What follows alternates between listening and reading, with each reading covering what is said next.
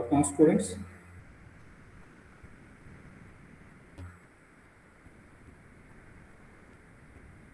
Are you hearing my voice?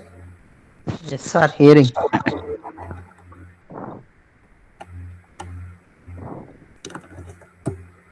You're right. In the morning class, we discuss certain tribal revolts. Basically, those revolts. Mute చేసుకో Praveen. Okay, sir. Uh,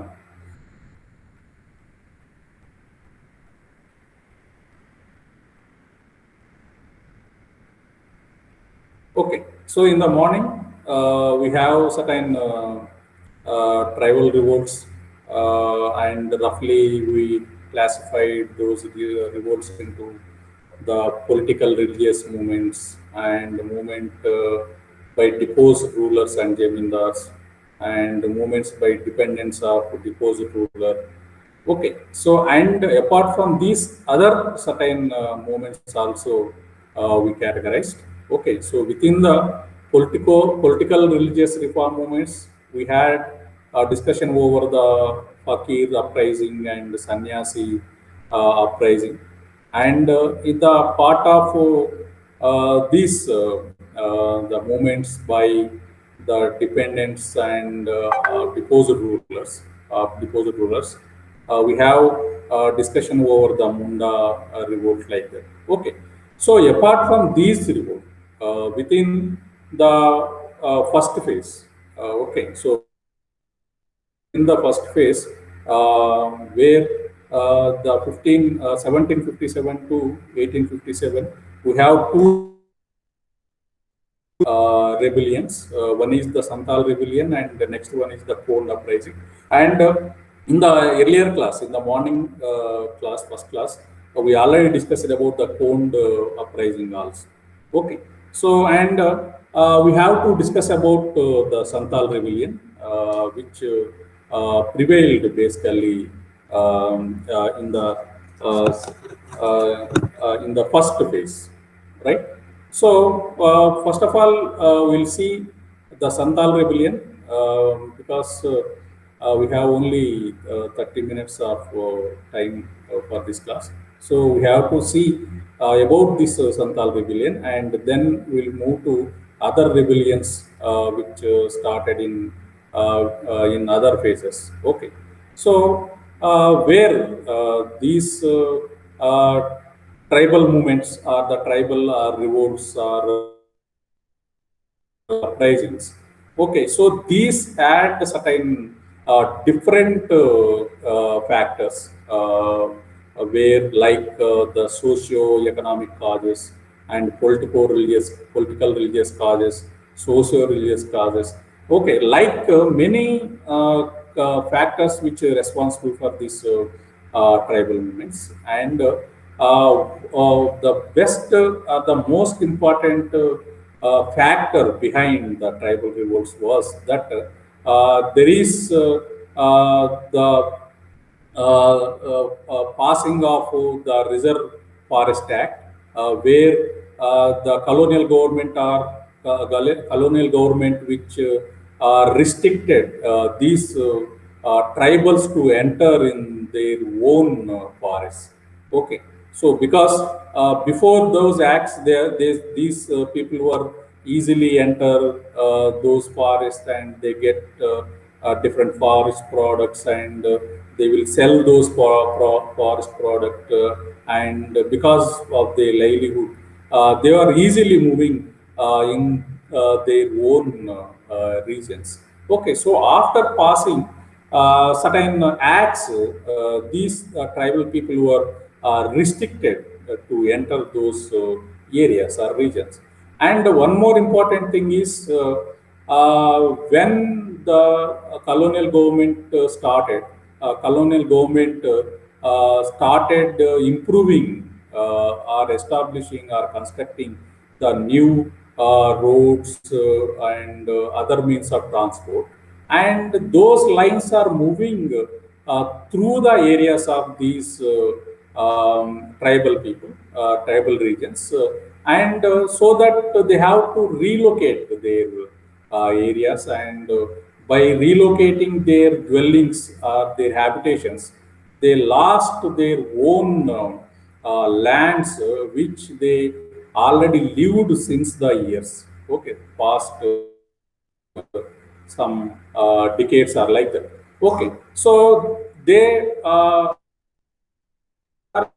having certain sentiments over those lands, and at the time of these constructing of these roadways or railways, and they are moving to other parts because due to that tribals were which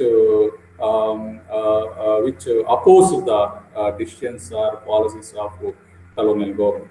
And not only this, and another things also, which another factors also which responsible for these tribal revolts, that entry of certain merchantly class and landlords, zemindars into the territories of these tribals, and to following the this cultivation or agriculture, these like shawkars or these trade merchants or trading class, they are giving somewhat money or supporting economically or providing certain finance to those cultivators or peasants or tribals for the sake of the agriculture. And after completion of those products, after getting the production from the crops or like that, again they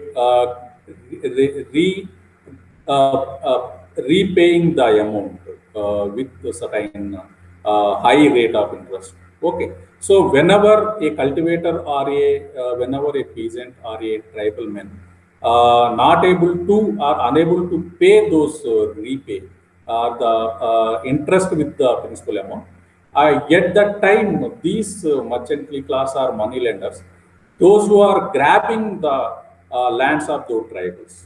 Okay. So, and one more important reason for this tribal revolts was these people who are attracted towards the Sanskritization and modernization, so that gradually they lost their identity and their own culture are like that. Okay, so these are certain things, factors which responsible for these important tribals who fight against the policies of colonial government, and also fight against money lenders, and simultaneously fight against certain zamindars also. Okay, so when you see these, when you see certain things where the economic base of the tribal population, because we already completed the social base of tribal population. Okay, so when you see the economic base of the tribal population, shifting agriculture, hunting, fishing, and forest produce form the mainstay of their economic base. Use of forest products and shifting agriculture were very important parts of the tribal economy. Okay, so how this became a main factors, or the how these factors responsible for the uprising of these movements. Okay, so one is the imposition of the land revenue settlement, expansion of the agriculture by the non-tribals to the tribal areas, over forest cover led to the erosion of the tribal traditions of giant ownership, and increase the socio-economic differentiation in the egalitarian structure of the tribal society. And next one is work of Christian missionaries. Okay, so one more important factor which is responsible for make the aware of these tribal people was the work of the Christian missionaries. Okay, so before that, I have to share my screen first of all, and then I'll go to my lecture.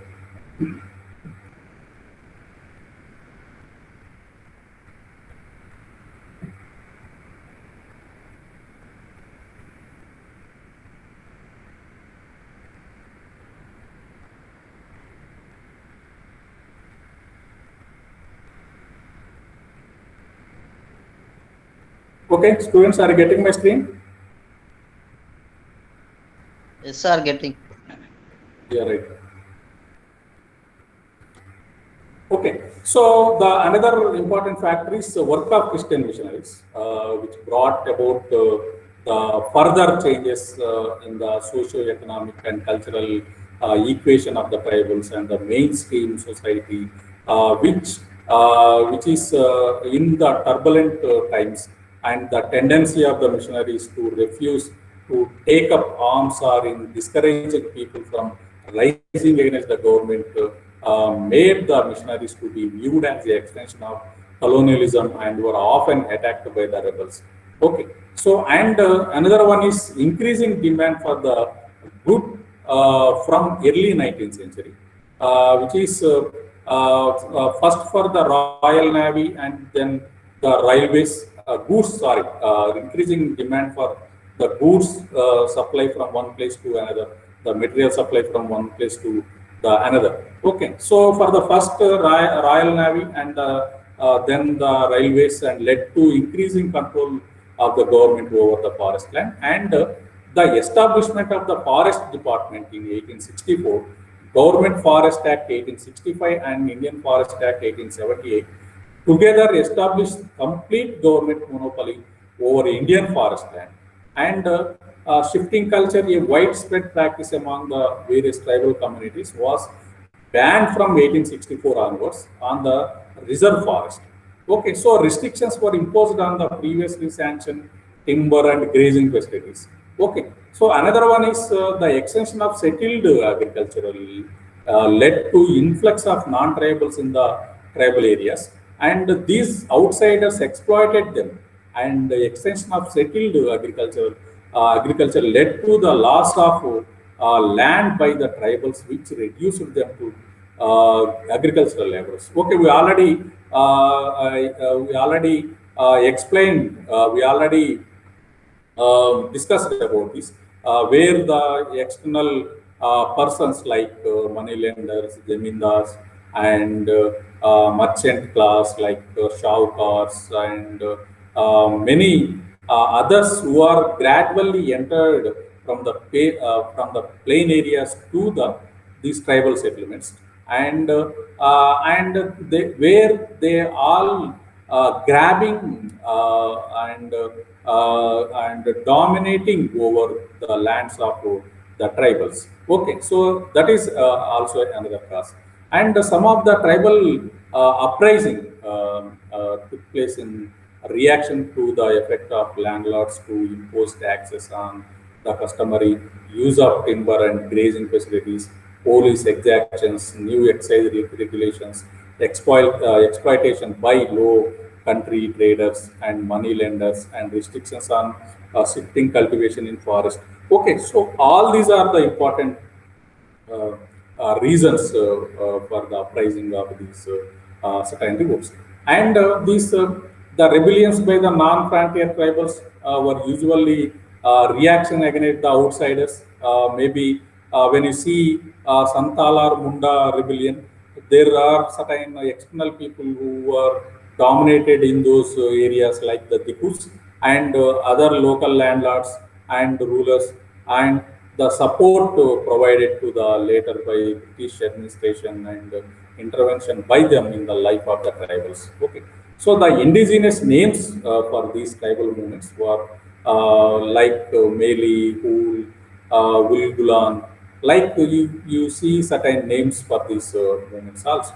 And another one is introduction of notion for private property. Land could be bought, sold, mortgaged, which led to loss of land by the tribals. Okay, so when the increasing demand for the land, automatically the domination over the land by the outsiders has taken place, and due to the innocent of these tribals, those outsiders were easily grabbing those lands and kept in their control, so that these innocent tribals were away from the land gradually.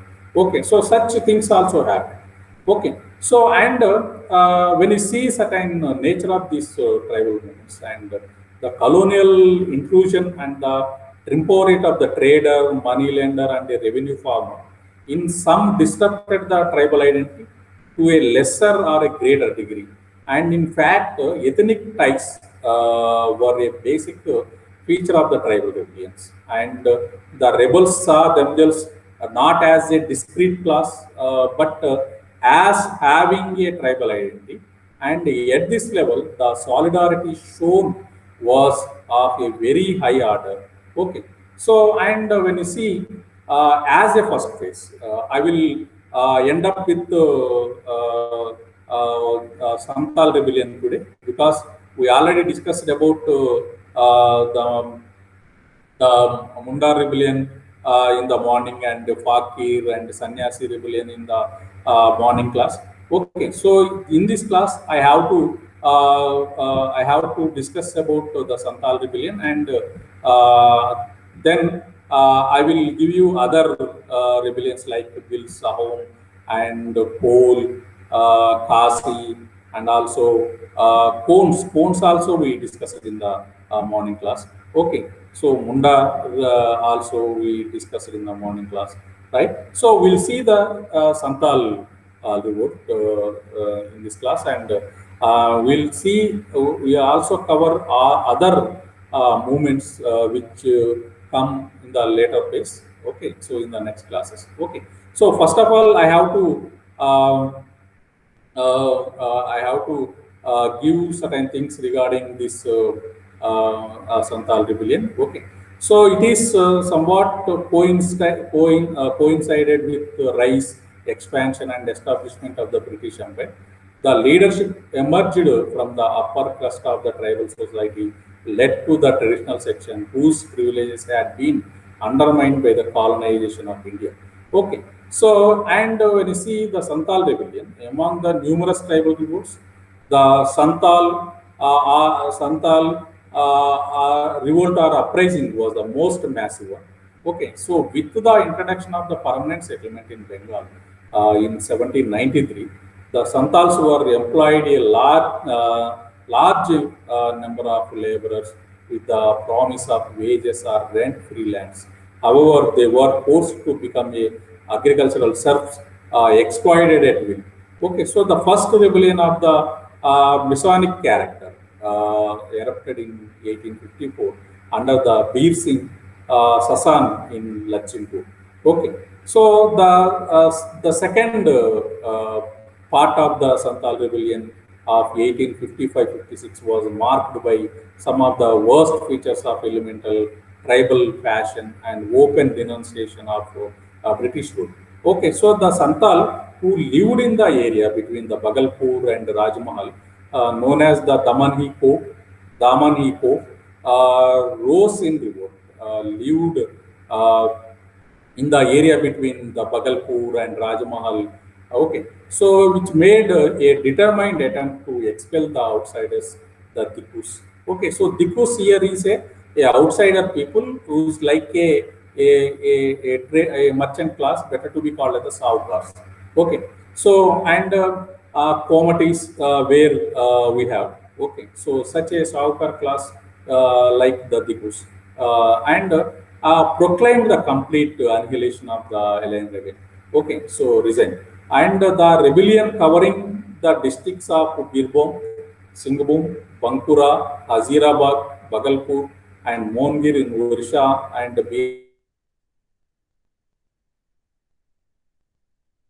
by economic causes. And the social conditions which drove them to insurrection were described by a contemporary in the Kolkata, which is, you can say in the words like the Jamindars, the police, the revenue, and the court all have exercised a combined system of extortions, oppressive exactions, forceful disposition of property, abuse and personal violence, and a variety of petty tyrannies upon the timid and yield Santals. Okay. So, and a certain interest on the loans of money, a huge loans, a huge rate of interest on the loans of money ranging from 50 to 500%, and false measures at the hunt and the market, willful and uncharitable trespass by the rich by means of uh, their cattle, tattoos, ponies, and even elephants on the growing crops of the poorer race, and such illegalities have been prevalent. Okay, so the company's government too protected the oppressors rather than redressing the grievances which turned them against the British. Okay, so the company government which already which is having support to the landlords and jamindars and merchant class are like that. Okay, so at the same time, the company which is suppressing those revolt against those people, like against the landlords are like that. So, which is somewhat a meager condition at that time, which the British has followed. And under the leadership of two brothers, Sidhu and Kanhu, more than 10,000 Santals which assembled in June 1855 when a divide order was issued asking the Santal to break the control of their oppressor and take possession of the country and set up a government of their own. Within a month, a rebellion had assumed a formidable shape. Okay, so the rebels cut off the postal and railway communication between Bhagalpur and Rajmahal and proclaimed the end of the company's rule and commencement of the Santal rigor. Okay, so they attacked the house of moneylenders, zamindars, and planters, railway engineers, and British officials. Okay, so whoever they caught, they were burned alive and they were beaten, and there are certain atrocities which taken over these certain merchant class and or tribe, merchant class or other jamindars or landlords by these santars.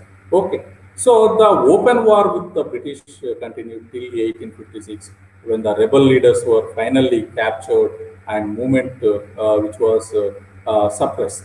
Okay, so this and when you see certain things, how this colonialism of the British and the introduction of British values, which is taken the whole the society of Santals. Okay, so while this transformation was taking place, and these Santals did not keep quite as passive spectators helplessly, but the certain groups of these peasants in the tribal Santal were expressed their resentment through popular resistance movements. Okay, so and certain civil disturbance mostly which were localized and isolated and unorganized. Okay, so and such a things which happened in the during the Santal rebellion. Okay, so when you see about these certain things which mentioned by the various historians, particularly the Bipin Chandra records that the series of civil rebellions which run like a thread through the first 100 years of the British rule were led by impoverished zamindars, landlords, and oligarchs. But the backbone of the rebellion and their mass base and striking power came from the rat rented peasants, particularly from the Santal, and ruined the artisans and demobilized the various sections. Okay. So, and the Bipin Chandra further observes that the sudden localized revolts which often took place because of local grievances.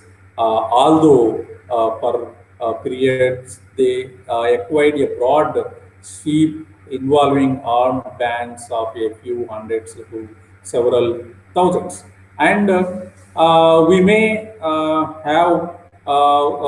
agree with the Bipin Chandra that the very foreign character of the British rule got the pride and made them rise in the revolt to expel the foreigners from their lands.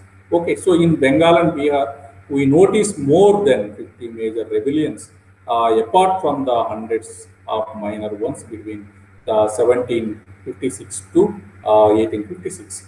Okay, so in the series of uprisings of that period, the Sannyasi rebellion and the Fakirs rebellion and also the Santars rebellion.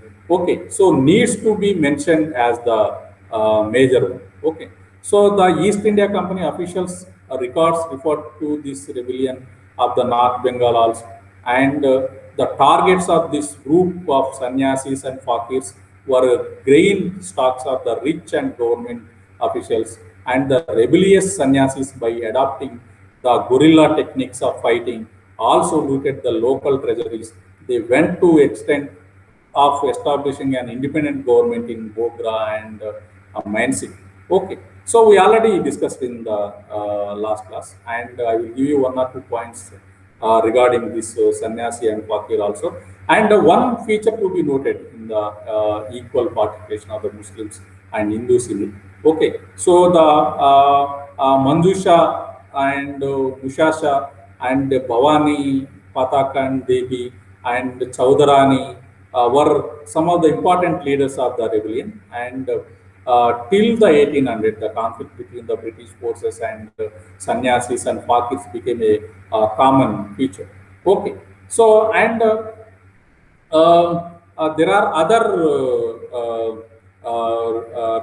other revolts also we had, which every revolt had a strong reason why the tribals had revolted against, because finally we can say that there is a huge disturbance has taken place in the traits or cultural traits of these various tribes, so that these people, the tribals, were fight against the policies of British and the policies of these Jamindars and policies of money lenders or merchant class. Okay, so these are certain things regarding these tribal movements in colonial India, particularly in between 1757 to 1857.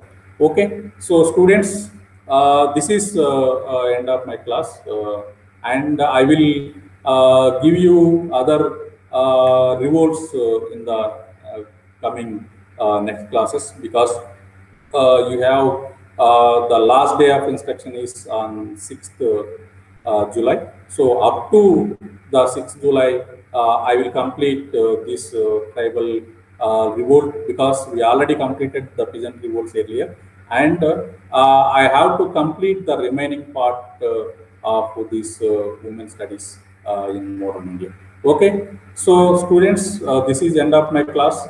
Regarding my class, you have any doubts or clarification, now you are welcome to ask.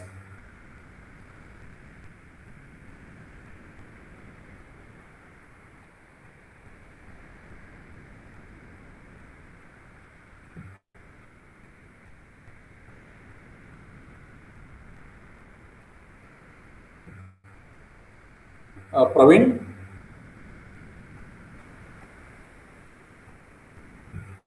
are you there in the class?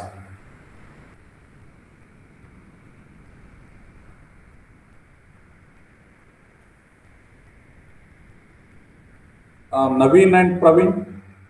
Naveen is there. Are you there in the class?